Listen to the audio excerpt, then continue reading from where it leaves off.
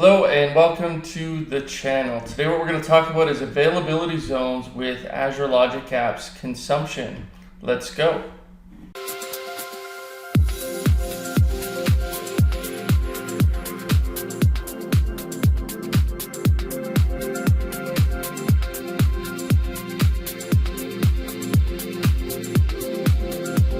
Okay, so let's talk a little bit about why this episode is important. So last week on the channel I talked about availability zones for Logic Apps Standard, and I did hint that there was going to be some news coming around consumption. Well, the news is out. This is now available and you can go try it out. Fundamentals are still the same. You have sort of the same reasons for doing this, whether you're in consumption or you're in standard. And really what that's about is just like BCDR can be difficult, it can be complex and expensive, and largely related to like managing different endpoints.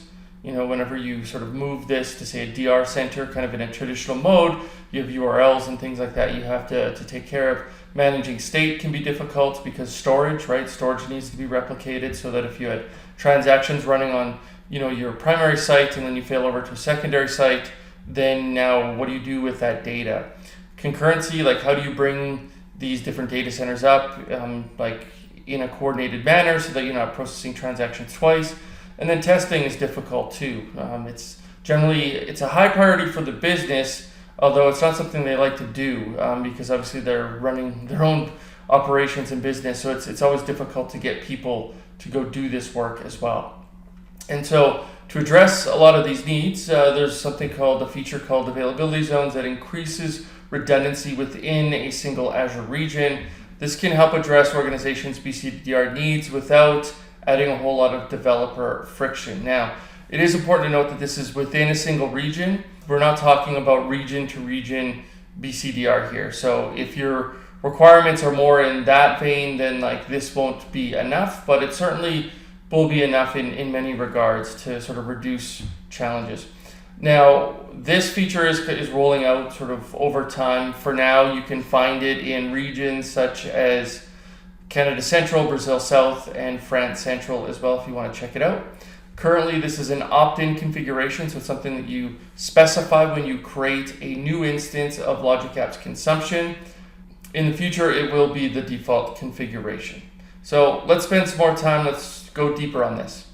Okay, so slide from the video from last week, but in case you didn't see that video, just wanted to explain it. So what we have here in this square is what's known as an Azure region. And then what we have within a region is one or more data centers. And as a result, we have these availability zones. So we've got 3 here on the screen. And so the whole purpose of availability zones is having some redundancy within a specific Azure region.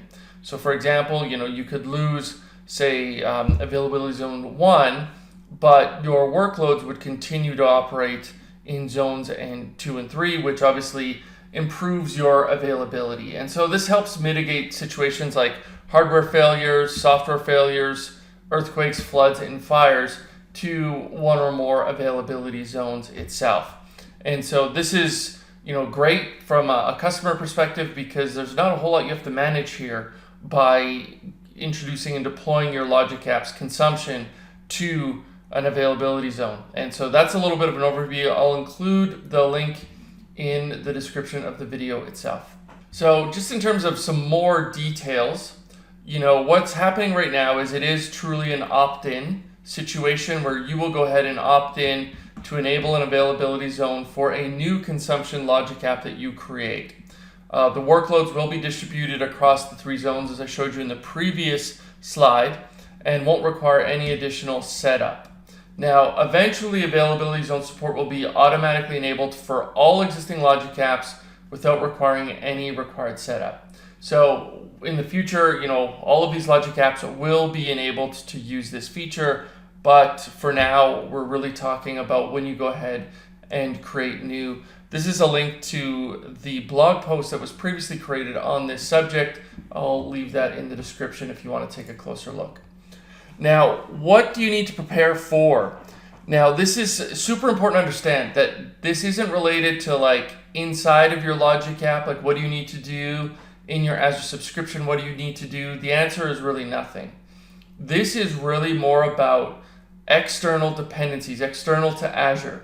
So you may have seen an email, that was sent in the last month or so, that's indicating that there's going to be some additional additional IP addresses made available, and that you may need to go ahead and update your firewall configurations to accommodate these requests. And so I'd say there's some confusion about what this meant. So hopefully this slide cleans it up. So for example, let's say we've got a data center, and in the data center we have other resources. We have applications, we have APIs, we have servers, we have databases, could be file shares, kind of you name it. Now, what typically happens, and this especially happens when you've got some sort of like trading partner agreement, where one customer may be using Logic Apps and they need to go ahead and connect into someone else's data center, whether that's on-prem or in the cloud. Now, typically what will happen is that there will be a firewall in between your Azure services and these other resources, and that firewall will oftentimes contain a permit list indicating which IP addresses do I want to permit connecting to my resources. So as a result of Azure Availability Zones for consumption logic apps, there is an expanded list of IP addresses where traffic could come from.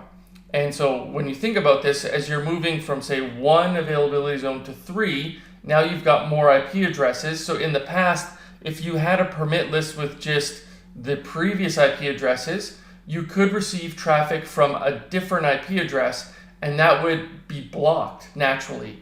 And so that is what it's asking you to do, is to go ahead, take a look at the blog post, or rather the documentation. I'll include a link in the description. Then go ahead and make sure your permit lists inside of your firewall configurations are up to date so that you can receive requests from these specific IP addresses. Now, for example, I've included Central Canada. It's one of the zones the regions that is supporting availability zones for consumption logic apps. And there's an expanded list of IP addresses. Not sure exactly which ones they are because I didn't look previously, but this would be the comprehensive list. Obviously, refer to the documentation as that's the source of truth. But just to give you an example of what we're talking about here, especially as it pertains to this email. Now, what does this look like when I go ahead and to deploy? How do I know that I've enabled zone redundancy or availability zones? So I'm in the Azure portal here. This is a screenshot naturally. I go ahead and create a new Logic app. I provide my subscription, the resource group, and then a name for my Logic app instance, and then I need to select a region. Now, depending upon which region you select, this area will be enabled or disabled. Now, I've chosen Central Canada, so as a result, I get this option to select whether or not I want to enable logic or zone redundancy for Logic Apps consumption, and there's really no downside of doing this. So go ahead, enable it so that you've got additional redundancy for your Logic Apps.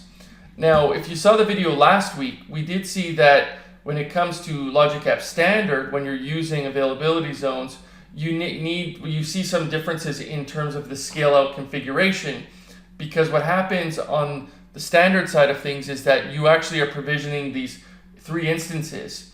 And so as a result, it has an impact on sort of your scalability and how you would choose to scale out, because in theory, you're already scaled out by enabling availability zones. Consumption, we don't have that sort of configuration or that ability to do so. This is happening underneath the hood for us. So we won't really see any configuration or any sort of indications that we've got this enabled when we do have this configured. One of the areas which you might discover is the outbound IP addresses. When you go ahead and you look at properties, you're going to sort of see an expanded list than you would have seen previously, but nothing really for you to deal with from that perspective. All right, so that concludes this video. Naturally, I can't simulate an Azure Availability Zone going down to sort of prove this out, but hopefully that explains sort of the benefits of using availability zones with your consumption-based Logic apps. Thanks for tuning in to this video. If you're not following me on Twitter, find me at Weare, and like, subscribes, comments, always welcome. Thanks for checking out this video, and take care. We'll see you soon. Bye.